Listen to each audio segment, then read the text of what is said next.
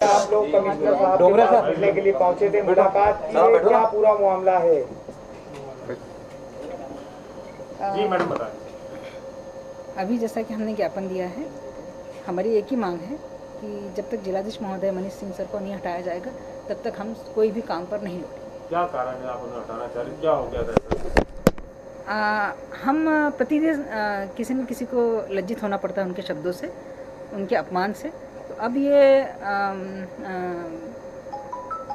ये अब और हमसे नहीं सहा जाएगा और हम इस तरह से अब उनके विरोध में खड़े हो गए हैं और अब उनको हम और किस तरीके की परिस्थितियां बन रही हैं? आप लोग भी 24 आवर काम कर रहे हैं, प्रशासनिक अधिकारी भी काम कर रहे हैं, जनता को इसमें जरूरत है डॉक्टर्स की। ऐसी क्या परिस्थितियां बनी पिछले 1 साल में जिसके चलते ये कदम उठाना पड़ रहा है इतने डॉक्टर्स? वो तो आप लोग डेली अखबारों में देख ही रहे थे कि हमारे साथ में क्या बर्ताव हो रहा है। तो अब हम दे चुके हैं। तो हंसा नहीं सर, आप जगह मीटिंग्स में होता क्या था? जी सर आप ही बता दीजिए। जैसा कि आप सभी लोगों को विदित है, लगभग पिछले 14 महीने से स्वास्थ्य विभाग, नगर निगम, पुलिस विभाग और हमारे जो इतने पैरामेडिकल्स हैं सभी जी जान से लगे हुए हैं। और ये भूल के भी कि महिलाओं को 5 बजे बाद मीटिंगों में ना बुलाया जाए, 10-10 बजे तक महिलाओं ने मीटिंग अटेंड करी है, चाहे वो हमारी आशा कार्यकर्ता ही क्यों ना हो। लेकिन इन सब के बावजूद लगातार आप लोगों के द्वारा अखबारों के माध्यम से भी आपको विदित हुआ होगा कि कहीं ना कहीं ऐसे असंसदीय शब्दों का प्रयोग किया जाता है जो बताना मुश्किल है। और इस वैश्विक महामारी में अपने शहर को बचाने के लिए सभी लोगों ने अपना अपमान का घूंट पीते हुए काम करते रहे।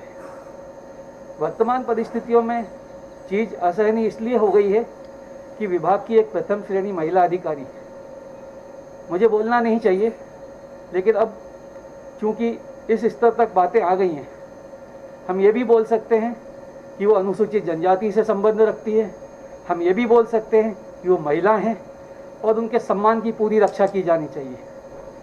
यदि वो कोई अधिकारी काम नहीं करता तो 2 महीने पहले आपके साथ वो काम कर रहा था, तब बहुत अच्छा था। अचानक से पिछले 1-1.5 महीने में क्या हो गया कि उनके लिए आपके पास ऐसे शब्द हैं जो वो स्वयं बयान नहीं कर पा रही है। जाति सूचक शब्द बोले थे, ये क्या था? देखिए उस बैठक में मैं मौजूद नहीं था, वो मैडम बताएंगे।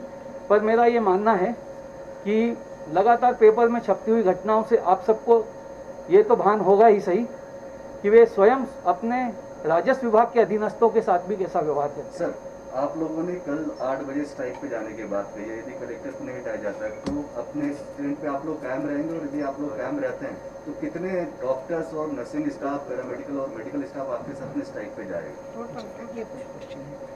लगभग 1,500 से 2,000 का अमला है पूरा, और इसमें आयुष विभाग के जो अस्थायी कर्मचारी भी हैं, यदि उनको भी शामिल कर लिया जाए तो लगभग 4,000 लोग हैं। ऐसे में तो एपिडेमिक है, अस्पतालों में पेशेंट्स पड़े हुए हैं, व्यवस्था चरमरा जाएंगे। बिल्कुल लोगों का क्या दोष? बिल्कुल उनका किसी का कोई दोष नहीं है। सवाल ये भी है कि हम सरकार से की गई घोषणाओं के बारे में बात नहीं कर रहे हैं, हम छोटी सी बात कर रहे हैं हमारे सम्मान की।